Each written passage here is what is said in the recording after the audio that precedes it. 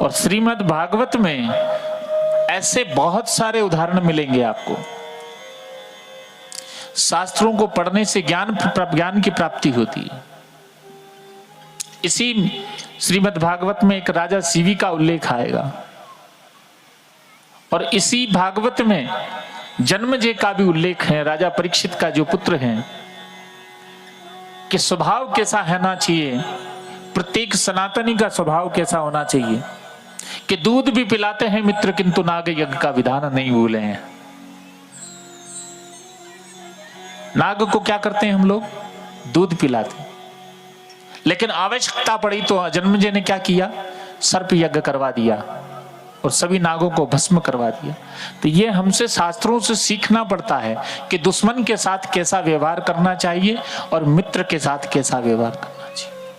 राजा शिवी की जो कथा से हमको ये सीखने को मिलता है कि शरण में आए हुए व्यक्ति की किस तरह से रक्षा करना चाहिए। अपना शरीर का एक एक मांस का टुकड़ा काट काट के तराजू के ऊपर तोल दिया था राजा शिवी ने। कि राजा शिवी के राज में एक कबूतर को बाज पकड़ रहा था। बाज जो होता ना, वो पकड़ रहा था। तो कबूतर ने कहा राजा शिवी को कि हे राजा शिवी, मुझे बचाओ, ये बाज मुझे मारना चाहता है।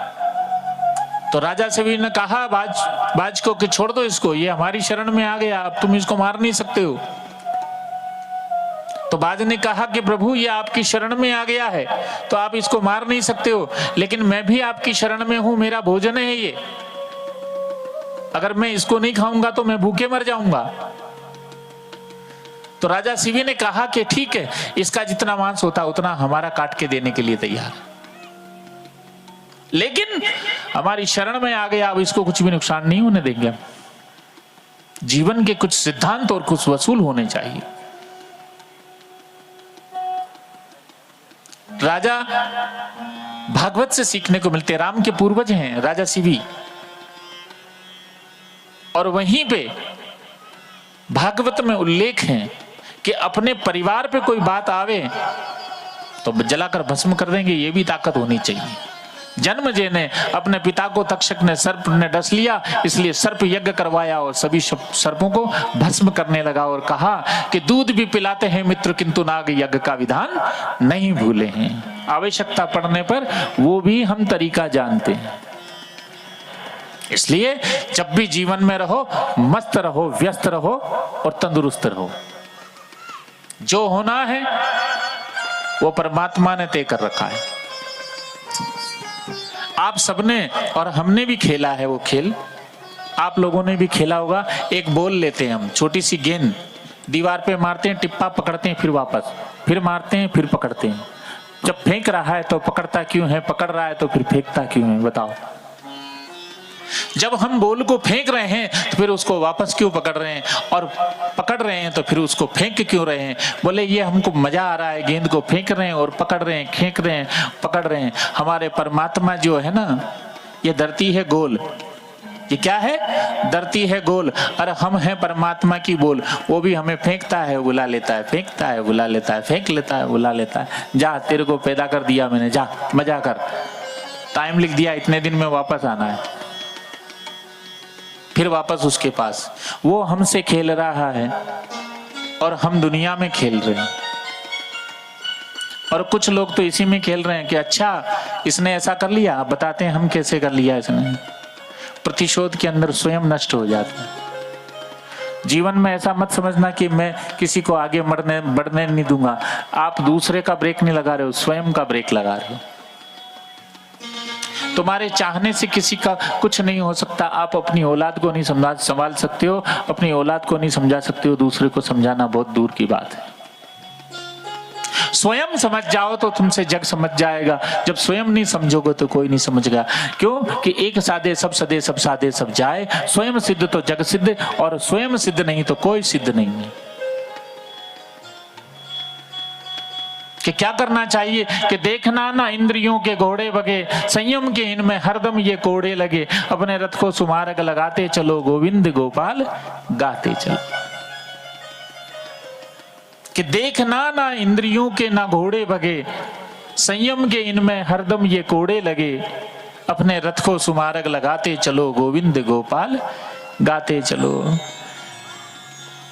पड़ोस में कुछ होए तो बोले ठाकुर जी की मर्जी है, जो होने दो होने दो, अपने का करनो, अपनो घर देखो है। किसी का बुरा वक्त हो तो साथ दे दो। क्या करना चाहिए? किसी का बुरा वक्त हो तो साथ दे दो। क्यों? कि कर्म प्रदान विश्व रच राखा, जो जस करो तो दसी फल चाखा। जो जैसा करोगे वैसा भरोगे। मैं आपको कहूं कि मैं भी रास्ते में आ रहा था, मैंने सुंदर एक वो नींबू का पेड़ देखा। पेड़ किसका था? नींबू का। और मैं कहूं आपको कि उस पे बड़े सुंदर सुंदर आम के फल लग रहे थे, तो आप क्या बोलोगे, महाराज पागल है क्या? नींबू के कभी आम लग सकता है क्या? और मैं कहूं कि आम के पेड़ के ऊपर बहुत सुंदर सुंदर नींबू लगे हुए थे, तो आप क्या बोलोगे कि महाराज तो पागल हो गए आज, आम के पेड़ पे नींबू बता रहे हैं और नींबू के पेड़ पे आम बता रहे हैं। तो जीवन में हमेशा याद रखना, जैसे आप होगे आपकी संतान भी वैसी ही होगी। नींबू बनोगे तो दूसरों के दुख दर्द दूर कर दोगे, आम बनोगे तो दूसरे को डायबिटीज भी कर सकते हो, ये भी पक्का है। ज्यादा मीठा आम खाना भी अच्छा नहीं, डायबिटीज हो जाएगी, शुगर प्रॉब्लम।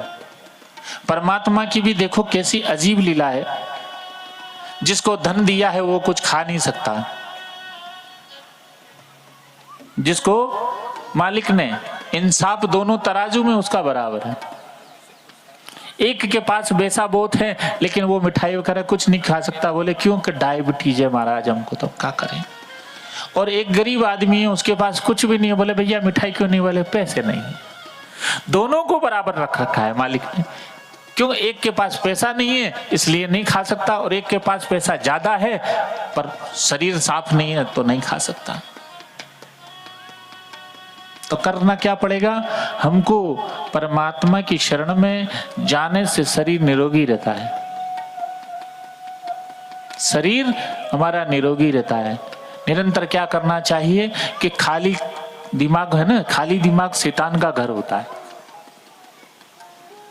खाली दिमाग शैतान का घर होता है, तो कुछ भी ना हो तो ऐसी एक माला ले लेना और राधे राधे करते रहो, या जय श्री कृष्णा करते रहो, या आपके गुरुजनों ने जो भी आपको मंत्र दिया है उस मंत्र का जप करते रहो, आत्म शुद्धि होती जाएगी।